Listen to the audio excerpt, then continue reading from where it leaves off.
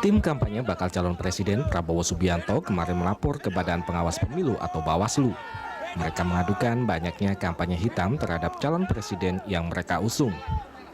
Menurut tim kampanye Prabowo, ada 3 bentuk kampanye hitam yang mereka laporkan, yaitu masalah pelanggaran HAM Prabowo pada kasus Mei 98, isu kewarganegaraan Prabowo, dan terakhir beredarnya video Prabowo memukul orang pada saat daftar di KPU. Mereka meminta Bawaslu menindak dan menelusuri penyebar kampanye hitam itu. Sementara di kubu capres lainnya, kampanye hitam pada Jokowi JK juga tidak kalah banyaknya. Jokowi sempat diserang dengan isu sara mengenai agama dan etnisnya. Selain itu, sempat pula beredar ucapan duka atas kematian Jokowi. Dan terakhir, muncul video wawancara Yusuf Kala yang meragukan sosok Jokowi. Saat ini juga banyak akun-akun di media sosial yang menyebarkan materi yang menyerang atau menyudutkan para capres. Banyak pihak kini mulai khawatir meningkatnya gerakan dukung-mendukung calon presiden dengan menjelekkan atau menjatuhkan calon presiden lainnya di dunia maya akan mempengaruhi bahkan menimbulkan gesekan di masyarakat akar rumput. Namun perang antar pendukung kedua kubu calon presiden telah ramai di dunia maya. Perang di dunia maya kini bahkan telah mengarah pada praktek kampanye hitam. Mengapa media sosial kini menjadi kancah baru yang harus dibenarkan para capres? Bagaimana pengaruh kampanye di media sosial terhadap elektabilitas capres dan apakah dampak perang di media sosial pada masyarakat? Kita akan membahasnya bersama dengan pengamat politik Toto Sugiarto dan juga hadir melalui sambungan telepon bergabung Ketua Bawaslu Muhammad. Selamat pagi Pak Toto. Selamat pagi Pak Muhammad. Selamat pagi. Baik, kita ke Mas Toto terlebih dahulu. Perang di dunia maya, seberapa serius Anda melihatnya saat ini? Di dunia maya itu sangat dinamis ya, dan mereka melakukan peperangan quote unquote itu secara serius karena memang lebih bermakna begitu keluar dari hati dibanding misalnya dengan rapat umum gitu. Banyak sekali peserta rapat umum bahkan tidak tahu mereka mau ngapain gitu kan. Tetapi di dunia maya itu rata-rata orang men-tweet atau kita katakan Twitter ya, itu memang dari isi pikiran, isi hati mereka begitu. Tentu saja tidak semuanya jujur, tidak semuanya berdasarkan hati, tetapi ada juga yang dibayar, katakanlah seperti itu. Tetapi perang yang berlangsung di dunia maya itu sangat berpengaruh. Kemudian kenapa berpengaruh? Karena setiap orang yang bermain di dunia maya itu juga bergaul dengan orang yang tidak bermain di dunia maya begitu. Nah itu persebaran pengaruh itu terus berlangsung begitu. Jadi kampanye di dunia maya itu sangat berpengaruh. Kemudian itu bermakna dan katakanlah sekarang pengguna Twitter 30 juta orang, bayangkan satu orang misalnya bercerita dengan 3 orang, itu sudah 2 orang atau 3 orang itu sudah 90 juta, udah setengah dari jumlah pemilih Indonesia, jadi sangat signifikan pengaruhnya. Seperti itu.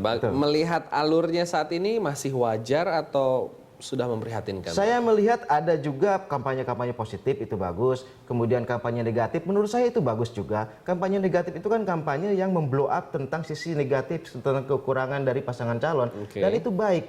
Itu baik agar pemilih itu mengetahui sisi kekurangan, sisi negatif dari pasangan calon. Dan yang tidak baik menurut saya yang harus dilarang adalah kampanye hitam. Apa itu kampanye hitam? Kampanye yang mengada-adakan sesuatu yang tidak ada. Fitnah, gitu ya. Katakanlah tadi di awal kita lihat misalnya RIP Jokowi, itu kan tidak, Jokowi kan masih hidup misalnya. Kemudian yang Prabowo katakanlah ada yang tidak benar, maka itu adalah kampanye hitam dan itu sebenarnya yang tidak baik dan harus dilarang sebenarnya kalau memang ada larangannya ya. Apakah memang kampanye hitam itu efektif untuk menjatuhkan? Menurut saya pengguna media sosial ada pengguna yang well informed, yang terdidik dan dia menggunakan rasionalitasnya. Kemudian dia juga tidak asal mengambil informasi itu, tapi juga dia mengolahnya dengan rasionalitas yang dia miliki. Jadi saya pikir kalau itu kampanye hitam, kalau itu hanya berbohong, tidak akan efektif. Karena pada akhirnya orang akan tahu bahwa itu bohong dan itu hanya fitnah belaka. Gitu. Pertanyaannya, kalau tidak efektif, kenapa masih rame?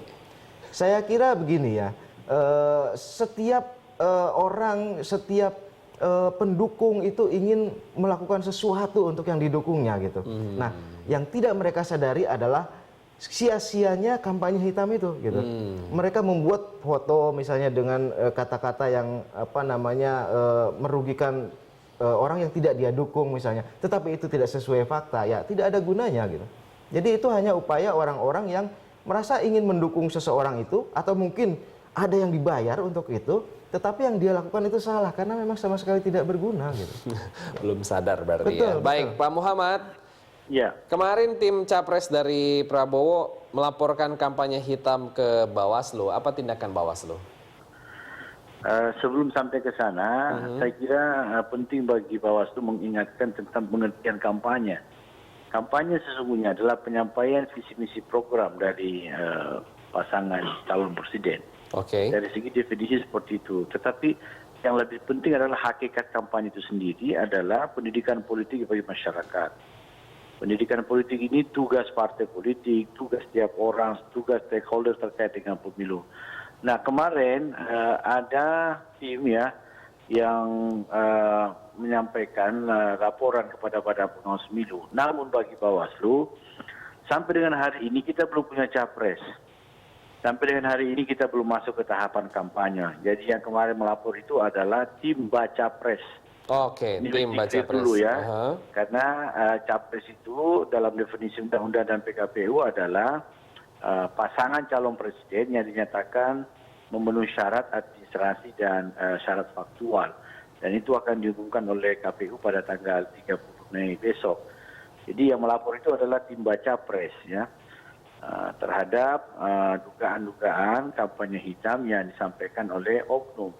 Nah, untuk menggunakan perangkat undang-undang Pilpres ya sebagai instrumen untuk melakukan penjeratan hukum, tentu Bawaslu kesulitan, harus diakui karena yang mau dijerat ini adalah pertama kategorinya adalah capres, sementara kita belum punya capres. Kemudian kategorinya tahapan kampanye, kita belum masuk pada tahapan kampanye. Tetapi bagi Bawaslu tidak boleh berdiam diri atas fakta ini bahwa memang ada ulah oknum yang kemudian menyebarkan kampanye hitam sebagaimana penjelasan Mas Toto tadi. Maka Bawaslu tentu dengan kewenangan yang ada bisa menggunakan instrumen hukum yang lain untuk menjerat pelaku. Misalnya Undang-Undang Informasi dan Transaksi Elektronik. Itu jelas sekali siapa yang menyebarkan fitnah atau misalnya menyerang SARA, itu pasalnya jelas, itu pidana. Dan Bawaslu sudah berkoordinasi dengan kepolisian bagaimana melakukan penelusuran atau investigasi yang pada waktunya kalau memenuhi unsur akan ada penindakan-penindakan hukum. Ya. Oke, berarti Pak Muhammad, Ya. laporan kemarin tim baca pres Prabowo tidak bisa ditindaklanjuti dong? Oh, ditindaklanjuti. Tetapi tidak menggunakan undang-undang Pilpres. Belum menggunakan undang-undang Pilpres karena waktu kejadian dan lokus kejadiannya itu belum bisa menjadi cantolan bagi undang-undang Pilpres karena kita belum punya capres, Mas. Itu yang harus menjadi poin kita bersama bahwa sampai dengan hari ini kita belum punya capres. Nah, sekarang yang dilaporkan itu adalah dugaan, ya, tuduhan kampanye hitam yang dialamatkan kepada baca pres tertentu. Berarti Bawaslu mesti bisa menemukan instrumen hukum yang lain untuk menjerat. Nah, kita sudah mengidentifikasi berdasarkan koordinasi dengan kepolisian adalah Undang-Undang Informasi dan Transaksi Elektronik. Oke.